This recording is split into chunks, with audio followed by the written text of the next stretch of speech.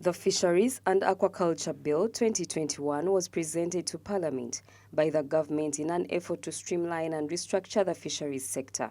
The bill aims to repeat the 1951 Colonial Fish Act, which was amended in 2011 to keep up with current issues facing the fishing industry. MPs from the fishing community and the lawmakers have applauded President Museveni for signing the Fisheries and Aquaculture Bill into law, calling for full implementation of the act.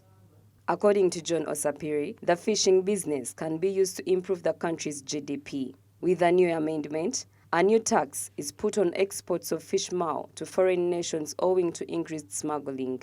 A kilo of fish maw costs $1,000, which is a significant amount of money lost by the country because the money is not regulated and is not used for the country's growth. One, the amendment introduces a levy of 8% of taxes on every amount of fish maw that you're exporting out of Uganda. So imagine you have 100 kilos, they will charge you 8%. While speaking to the fishermen in Gava, they claimed as this bill is going to affect them since they haven't been sensitized on how to acquire licenses. Bill eno bagireta nenge kigenero olusi kyangeri kije tufunyemu sente neso si ngeri ya kukomamu tutya ebintu byaffe ebiri kuki ebiri ku mazzi kuno. I think this bill was brought just looking at how they are going to benefit out of it, but not how the lake is going to be protected.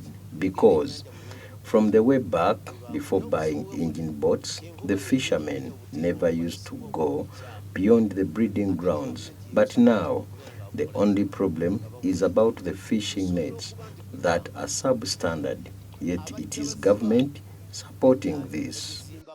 Authorities further urge government to sensitize the fishermen about the bill before the implementation of this law, but also cautions the fishermen on embracing the law.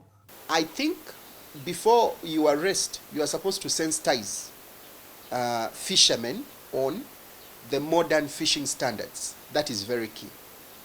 But also secondly, make it simple for people to access the license.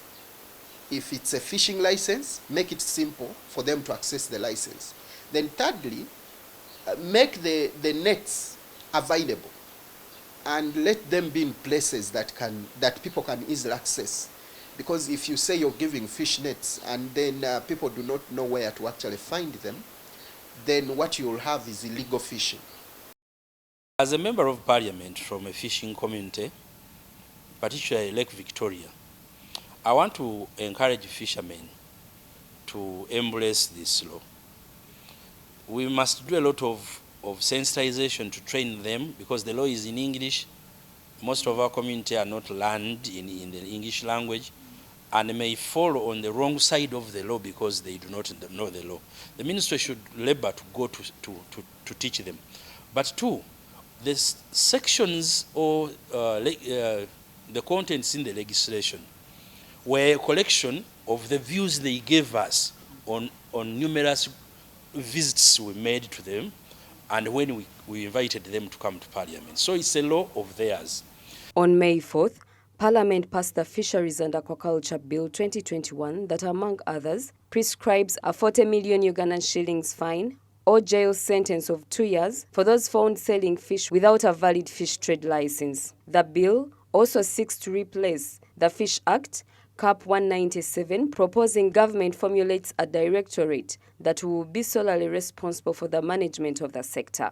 The bill also seeks to regulate the exportation of fish products, and there will be a raft of punishments for an exporter or any other person who violates fish quality standards. The bill seeks the fishermen to have standard fishing nets and a license, and 8% tax levy on fish maw export. Naomi Mutumba, SMART24 TV. Business Today.